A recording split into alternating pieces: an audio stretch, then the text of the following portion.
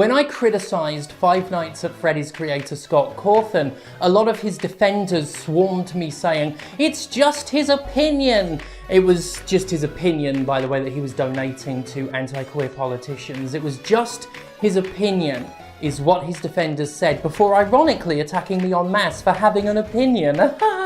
Sometimes opinions are not just opinions. Sometimes they are incredibly harmful. And when that opinion becomes advocating authoritarianism, well, I guess they're entitled to their opinion. But then I'm entitled to call them all sorts of names. Former Tripwire Interactive CEO John Gibson is a prick. There are pithier ways to describe him, more intellectual methods of rebuke, higher roads to take in response. But nah, he's just a low-down common fucking prick. Tripwire Interactive is a developer and publisher most known for The Killing Floor, Chivalry and Maneater. Also, its until recent CEO is a prick. A massive prick. I say this because he supports taking women's rights away, as well as the rights of anyone who can become pregnant. He believes they deserve no agency, and that, contrary to what he might otherwise claim, he's fully in favour of totalitarian government rule, when it pleases him personally. Oh, he'll whine and complain about the government taking his right to bear arms away, but when it comes to people making choices about their own bodies, suddenly his cries of freedom ring hollow, and he is more than happy to let politicians decide what we can and cannot do. Gibson is one of many fucking hypocrites in America who talk a big game about liberty, but secretly harbour warm, secret feelings in their pantaloons for a state that decides our choices for us. The kind of wanton fucking moron who hides behind a god to ply his prejudices and shitty beliefs. Coward. Basically, he's the kind of fuckwad who believes it's good that Texas instituted beyond draconian laws that ban abortions for pregnancies over a mere 6 weeks old. We know he's the kind of fuckwad to do that because the fuckwad literally spoke in favour of those laws when Texas recently put them in place. Proud of US Supreme Court affirming the Texas law banning abortion for babies with a heartbeat, said the prick.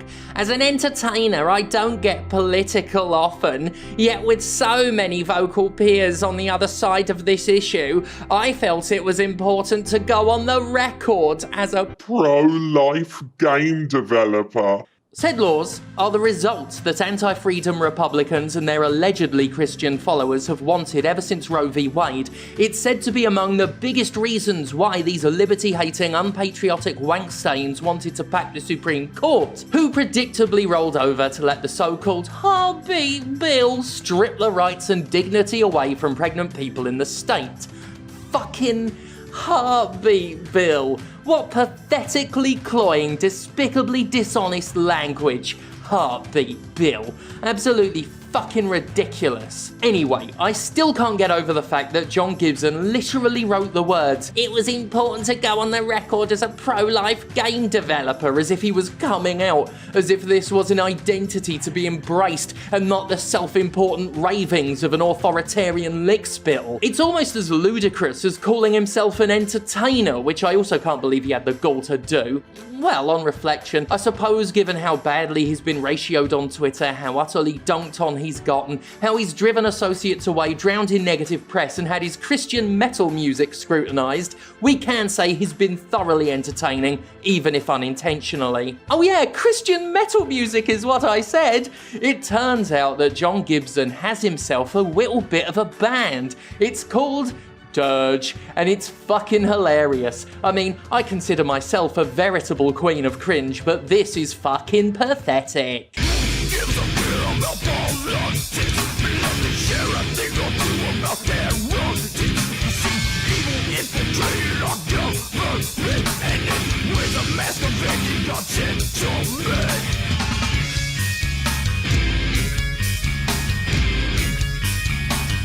This song, crammed to the brim with right-wing gibberish, made it onto Killing Floor 2, and one glance at the lyrical content, which is better passed in text than played by a group of mediocre fascists, will tell you that it was written exactly by mediocre fascists. Let's have a bit of a read of a popularly shared excerpt. Who gives a shit about politics? I'd like to share a thing or two about heretics. You see, evil infiltrated our government, and it wears a masquerading of sentiment. I forgot to tell you that you can't pray in school. I hope you know that you can pray after school. And please don't mention Christ on the job.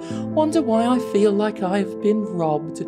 Conquer to control the people. What is the first thing you do? Guns. Please take them away so they can't resist you. Who took God out of the news? Took the people out of God. Took all their rights away. Now when people push until they break, rip children from the womb before they ever had a chance to see they're alive. Look into their unborn eyes. The Killing Floor 2 is a game about shooting zombies in the face. Anyway, the hypocrisy of John, they're taking my rights away. Gibson is pretty fucking plain, crying and self-martyring over so-called oppression while merrily celebrating evil laws that literally oppress millions of his fellow Americans. It's the typical pity party fundamental right-wing Christians, by far the nation's most pandered to demographic, like to throw for themselves because they have a fetish for being martyrs in a world that does nothing but coddle them and their poor whittle fee-fees. Also, there's only one dirge I recognise, and it's this handsome fucking stud. God, I want to fuck a literal Decepticon in a fucking church while Christian new fucking metal blasts so loudly my entire skin is blown clean off. Like when Pyramid Head just fucking tosses that one girl's flesh at the protagonist for no reason other than to be a dick.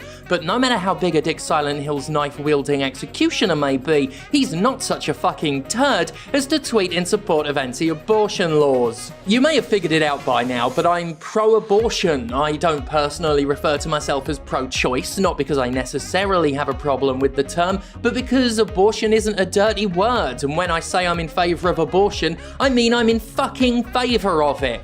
For any reason, really. Nobody should be forced to carry kids they didn't ask for, especially in service to the fucked up whims of patriarchal monsters who don't actually care about kids, but want to force the women folk to pump out good little contributors to their precious economy, or otherwise die poor and unsupported. Not to get too political on this wholesome video game web series or anything. Obviously, I'm not alone in thinking John Gibson's celebration is ghoulish and hateful, as well as being blasted by pretty much everyone on Twitter outside of some fundamentalists and terminal fanboys applauding him as brave for siding with authority. He's already alienating his peers in the game industry, including the developer Shipwright Studios, a company that contributed to the development of Maneater and Chivalry 2 and issued the following statement. While your politics are your own, the moment you make them a matter of public discourse, you entangle all of those working for and with you. We know it is difficult for employees to speak up or act out in these scenarios, and they may not feel comfortable to speak their minds. It is regrettable, but we feel it would be doing ourselves, your employees, your partners, and the industry as a whole a disservice to allow this pattern to continue without comment. We started Shipwright with the idea that it was finally time to put our money where our mouth is. We cannot in good conscience continue to work with Tripwire under the current leadership structure. Torn Banner Studios, the developer behind the aforementioned Chivalry 2, wasted little time in joining Shipwright's condemnation, stating, "We do not share the opinion expressed in a recent tweet by the president of Tripwire, publisher of Chivalry 2. This perspective is not shared by our team, nor is it reflected in the games we create. The statement stands in opposition to what we believe about women's rights." Meanwhile, commenters in the aftermath pointed out that you can ignore entire companies on Steam by checking a simple box, and they started encouraging those rightfully disgusted by Gibson's comments to do so. And then, of course, came the solemn JPEG. And by solemn JPEG standards, this was a pretty good one. Yes, Tripwire Interactive made a statement on the matter in JPEG form, and in what shouldn't really be a twist, announced that Gibson was stepping down as CEO, stating that the man's comments disregarded the values of our whole team, our partners, and much of our broader community. Our leadership team at Tripwire are deeply sorry and are unified in our commitment to take swift action and to foster a more positive environment.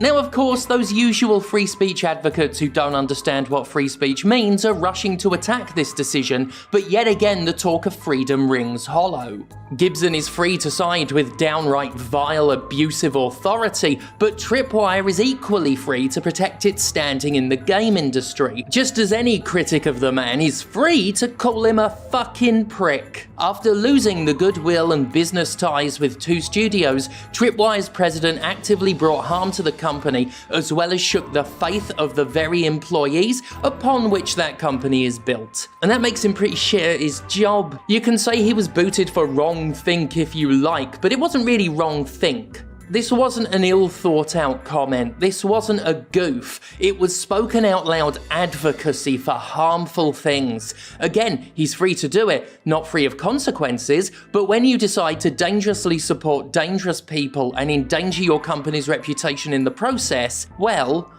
honestly, fuck ya. I've no sympathy for evil, and I'm not worried about Gibson's future. After all, God's on his side, right? The game industry is truly rotten to the core. I've said it before, I'll say it again. This passing week, we also had a controversy involving Paradox Interactive, where a union found out that a lot of the employees there felt discriminated against and mistreated. And this is a common story that's going to keep happening. And it's going to keep happening, the abuse and the mistreatment, as long as total fucking wankers are in charge. And seriously, don't worry about Gibbo. He has been allowed to step down gracefully. So, it's not like he was fired, terminated without any barriers, any safety net underneath him, unlike the average worker. Unionize. That's how the Paradox thing got found out. Unionize, folks. Universal basic income and unionize.